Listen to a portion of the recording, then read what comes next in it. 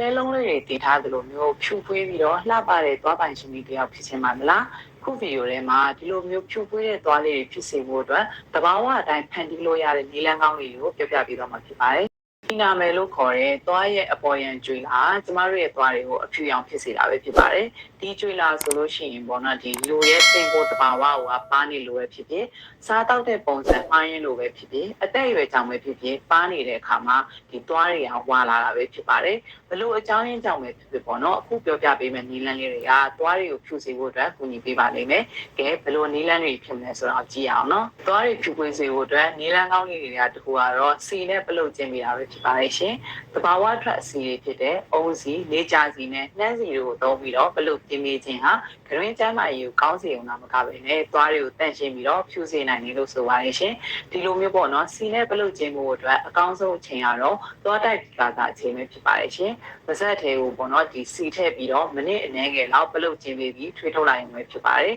ဒီနည်းလမ်းကဒီရှင်းနှစ်ပေါင်းများစွာနဲ့အသုံးပြုလာခဲ့တဲ့နည်းလမ်းဖြစ်တဲ့အတွက်ကိုယ့်ရဲ့သွားတွေဖြူခြင်းနဲ့ဆိုလို့ရှိရင်စမ်းကြည့်တယ်နော်နောက်တဲ့နည်းလမ်းတစ်ခုကတော့အသီးတွေစားသုံးပေးခြင်းပဲဖြစ်ပါတယ်ရှင်ဒါကတော့အသီးကြိုက်တဲ့သူတွေအတွက်အဆင်ပြေတဲ့နည်းလမ်းလေးပဲဖြစ်ပါတယ်အထူးသဖြင့်ပေါ့နော်ဒီနနက်သီးနဲ့တင်မောသီးကြိုက်တဲ့သူတွေအတွက်သတင်းကောင်းပဲဖြစ်ပါတယ်ရှင်ဘာကြောင့်လဲဆိုရင်နနက်သီးမှာပါဝင်တဲ့ bromelain enzyme နဲ့တင်မောသီးမှာပါဝင်တဲ့ papain enzyme တို့ဟာသွားတွေကိုဖြူစေနိုင်တဲ့အစွမ်းရှိတယ်လို့လေ့လာတွေ့ရှိချက်တွေရသိရပါတယ်ရှင်ဒီ bromelain enzyme ဟာသွားအပေါ်ယံအစွမ်းတွေကိုဖျက်ပေးနိုင်တဲ့အပြင်သွားကျိုးတက်ခြင်းကိုလည်းကာကွယ်ပေးနိုင်တယ်လို့ဆိုပါတယ်ရှင်။ပါပိန်အန်ဇိုင်းကတော့သွားအစွန်းတွေကိုချုပ်ပေးနိုင်တယ်လို့ဆိုပါတယ်။ baking soda လို့ခေါ်တဲ့မဖို့ဆော်ဒါနဲ့ hydrogen peroxide ကိုညှောပြီးတော့သွားတိုက်စေလိုမျိုးအသုံးပြုတာသွားတိုက်မယ်ဆိုလို့ရှိရင်လည်းသွားတွေကိုဖြူဖွေးစေနိုင်တယ်လို့ဆိုပါတယ်။ hydrogen peroxide နှစ်စုံနဲ့မဖို့ဆော်ဒါတစ်စုံကိုညှောပြီးတော့အသုံးပြုရမှာပဲဖြစ်ပါတယ်ရှင်။ hydrogen peroxide ကဒီသွားအထက်ကဘက်တီးရီးယားတွေကိုတည်စေနိုင်တဲ့အတွက်ဓာတုသွားဖြူစေတွေမှာလည်း hydrogen peroxide ကိုအသုံးပြုကြပါတယ်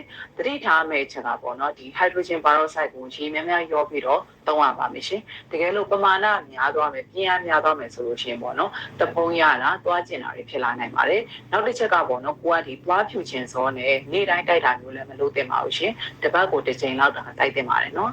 အဝိုင်းအောင်တန်းနေတဲ့သွားတွေအတွက်စနွေးမုတ်စားနဲ့တမ်းမြရည်ကိုသုံးပြီးတော့သွားတိုက်ပြီးလို့လည်းရပါတယ်ရှင်ဒီလိုနီးလန်းတိုင်းနှစ်ပတ်လောက်ပုံမှန်လေးအသုံးပြုပေးမယ်ဆိုလို့ရှိရင်တော့သွားတွေကသဘာဝတိုင်းဖြူပွေးတောက်ပါလာမှာပဲဖြစ်ပါတယ်သွားတွေဖြူပွေးစီဖို့အတွက်လိမ္မော်သီးခွန်တွေကိုလည်းအသုံးပြုပေးလို့ရပါတယ်နော်ဒီသွားတွေဖြူခြင်းနဲ့ဆိုရင်လိမ္မော်သီးစားပြီးတဲ့အခါမှာအခွန်တွေကိုလှုပ်မပစ်ခင်နဲ့တင်ထားလိုက်ပါနော်ဘာကြောင့်လဲဆိုရင်လိမ္မော်သီးခွန်ကိုအချောက်နှမ်းပြီးတော့အပုတ်ကျိတ်လိုက်တဲ့အခါမှာအရန်ကိုအသုံးဝင်တဲ့သွားဖြူစေဖြစ်လာပါတယ်ပို့ပြီးတော့ဖြူပွေးတောက်ပါတဲ့သွားတွေကိုပိုင်ဆိုင်ခြင်းနဲ့ဆိုရင်ဒီနီးလန်းလေးကိုလည်းစမ်းကြည့်လို့ရပါတယ်နော်အခုပြောပြသွားတဲ့နီးလန်းလေးတွေကိုအသုံးပြုပြီးတော့အားလုံးပဲဖြူပွေးတောက်ပါတဲ့သွားလေးတွေပိုင်ဆိုင်နိုင်ကြပါစေနော်ကျမရဲ့ဗီဒီယိုလေးကိုအဆုံးထိကြည့်ပြီးတဲ့အတွက်အားလုံးကိုကျေးဇူးတင်ပါတယ်ရှင်ဒီလိုမျိုးဘူးတူတိုက်ရစရာဗီဒီယိုလေးတွေကိုအမြဲတမ်းကြည့်ရှုနိုင်ဖို့အတွက်ကျမတို့ရဲ့ channel လေးကို subscribe လုပ်ပြီးတော့ဘေးက notification လေးကိုပါနှိပ်ခဲ့ပေးကြပါအောင်ရှင်အားလုံးကိုကျေးဇူးတင်ပါတယ်နောက်ဗီဒီယိုမှာပြန်တွေ့မယ်နော်